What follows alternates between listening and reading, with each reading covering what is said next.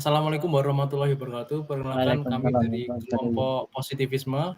Di sini kami akan mempresentasikan tentang positivisme. Perkenalkan nama saya Ridwan Alal Bukhari. Saya Muhammad Anwaruddin Hanafi. Saya Akil Akiraung Syaba Majid. Saya Rangga Arya Kusuma. Saya Muhammad Ajib Rosyid.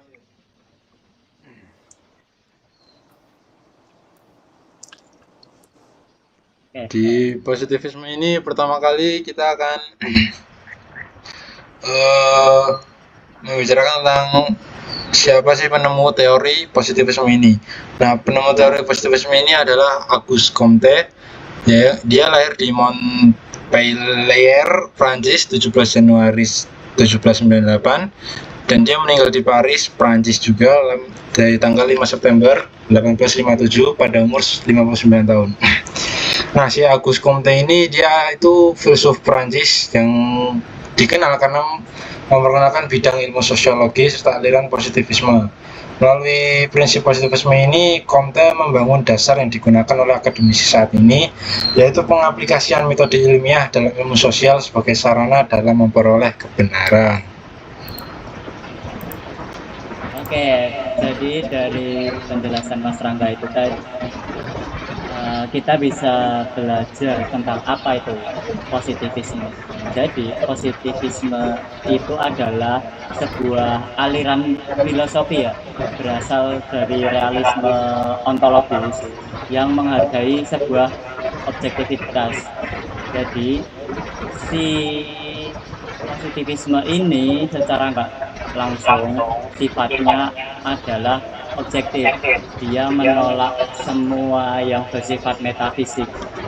Jadi si objektivitas ini dia membuktikan sesuatu itu secara empiris dan bisa dipikirkan melalui rasional atau masuk akal. Pendekatan positivisme ini berakar pada prinsip ontologis ya, realistis sebuah keberadaan yang ada di dunia ini. Jadi seorang peneliti positivisme ini meyakini bahwa alam semesta mematuhi hukum sebab akibat yang permanen.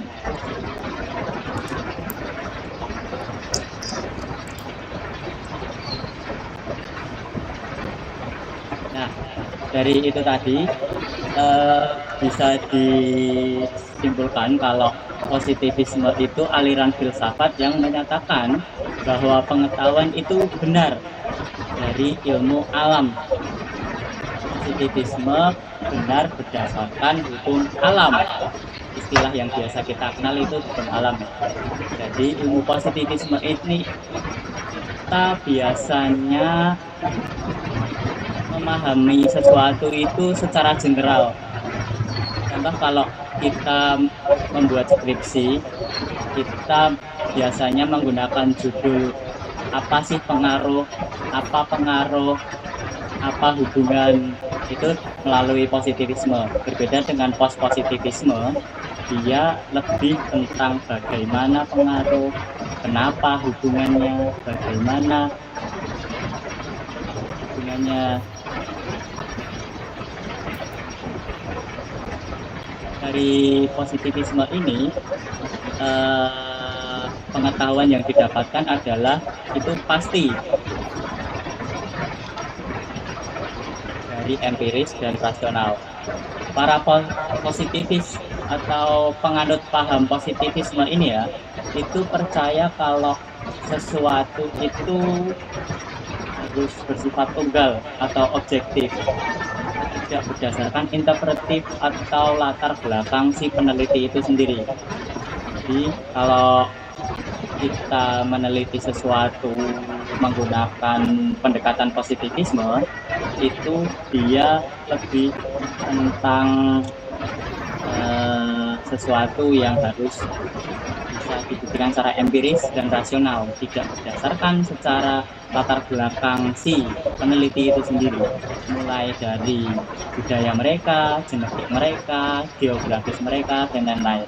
Jadi kalau kita memakai paham positivisme itu harus secara general harus bisa dibuktikan kalau ilmu alam itu satu, hukum alam itu satu, kalau yang diteliti itu harus berdasarkan ilmu alam, tidak berdasarkan interpretasi peneliti. Jadi kalau fenomena yang diteliti berdasarkan positivisme itu harus diisolasi dan bisa direplikasikan dan dipertanggungjawabkan. Dari penjelasan definisi sifat dari positivisme bisa kita simpulkan kalau sifat-sifat positivisme itu penekanan pada empirisme.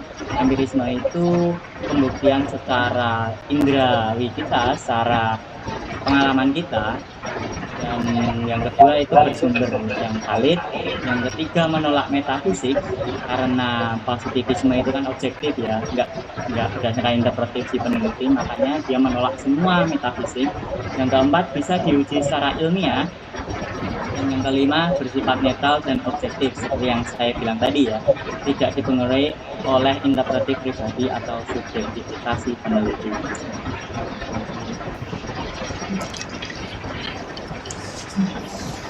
Dan tadi kan sudah bicara tentang definisi mungkin ya dari positivisme, dan mungkin selanjutnya masuk ke tujuan dari penggunaan positivisme itu sendiri ya.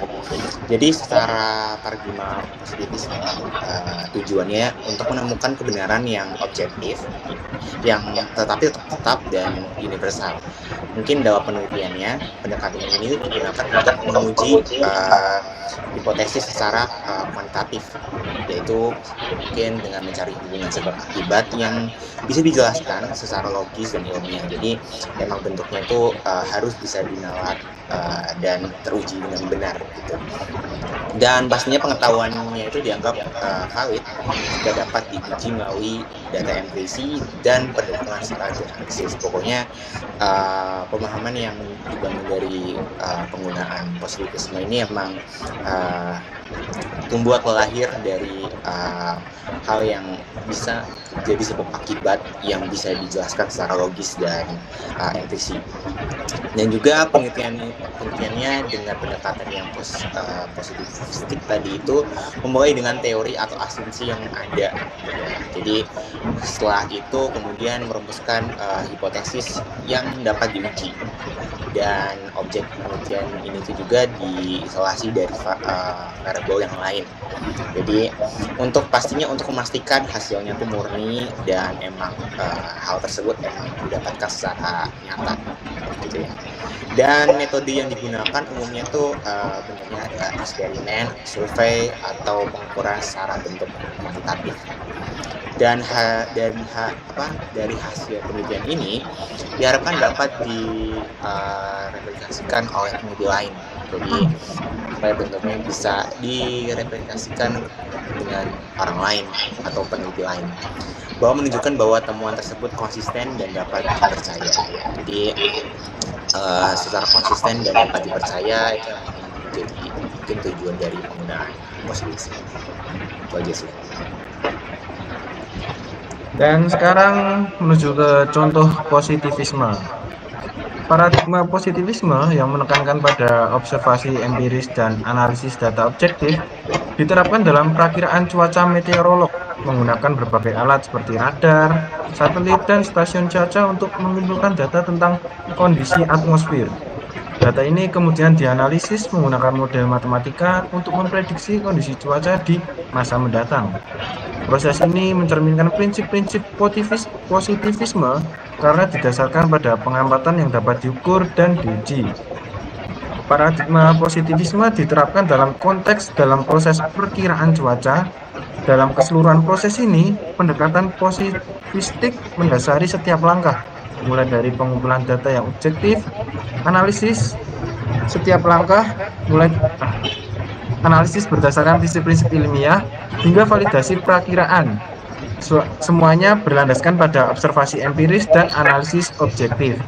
Contoh ini menunjukkan bagaimana prinsip-prinsip positivisme diterapkan dalam kehidupan sehari-hari melalui penggunaan data empiris untuk memahami dan memprediksi fenomena alam secara objektif. Nah, itu tadi dari contoh positivisme ya, kalau digunakan dalam keseharian. Secara nggak langsung, sifat dari si positivisme ini bisa diterima oleh semua orang ya. Sebagai geografi mungkin itu bisa diterima kalau perkiraan cuaca yang objektif itu dengan ilmu dari si prediksi cuaca atau perkiraan cuaca ini bisa diterima kalau bisa saja nanti sore itu hujan dan setiap orang juga akan menerimanya kalau nanti sore akan hujan. Contoh lain kalau kita bisa dikatakan dalam keseharian, kalau kita memahami 1 tambah 1 itu adalah 2. Di daerah lain bahkan atau bahkan di negara lain juga memahami kalau 1 tambah 1 adalah 2. Itu dari sifat si objektif, si positivisme ini ya. Jadi kalau positivisme ini bisa diterima kalau diterima oleh semua kalangan, semua masyarakat, mulai di berbagai daerah, budaya, genetik, umur, dan lain-lain. Positivisme itu sifatnya general, sifatnya umum, sifatnya universal, bisa diterima oleh masyarakat semua yang ada di dunia ini, tidak berdasarkan pada interpretif atau pengalaman dari si peneliti. Oke. Apakah tambahan dari yang lain? Untuk tambahan, sepertinya tadi udah dijawab semua ya. Tadi yang penelitian objektif juga emang yang tadi dibahas yang semua masyarakat bisa menerima ya, karena itu emang udah jadi anggapan hal biasa mungkin di masyarakat. Jadi anggapan itu bukan hal yang bisa didiskusikan lagi. Kalau 1 tambah 1 ya tetap 2, nggak bisa didiskusikan seperti apa. Dan tadi nanti udah dijelasin semua, jadi tentang mungkin contoh poin yang penting ya, bahwa hal itu emang udah lahir di masyarakat dan nggak perlu ada namanya bentuk lain. Jadi ya hal itu emang udah lahir bahwa ya hal seperti itu ya kayak gitu. Dan mungkin yang lain ada mau tambahan? Tambahin. Mau nambah? Mungkin host tadi yang membuka ini. Ridwan cukup. Mas Rangga? Sangat cukup. Cukup. Mas Najib? Cukup. Daftar pustaka mungkin. Kita tadi contoh saya juga mengambil dari jurnalnya yang ada di PPT Pak Yuda langsung, sama saya juga belajar langsung dari YouTube buat referensi lain.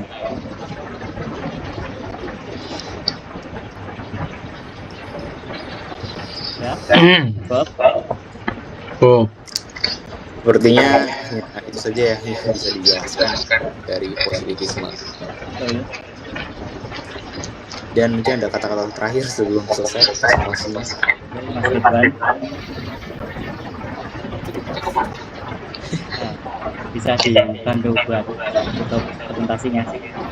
Oke, sekian presentasi mengenai positivisme dari kami. Jika ada yang ingin ditanyakan maka kami persilakan. Jika tidak ada maka kami akan tutup. Sekian, terima kasih.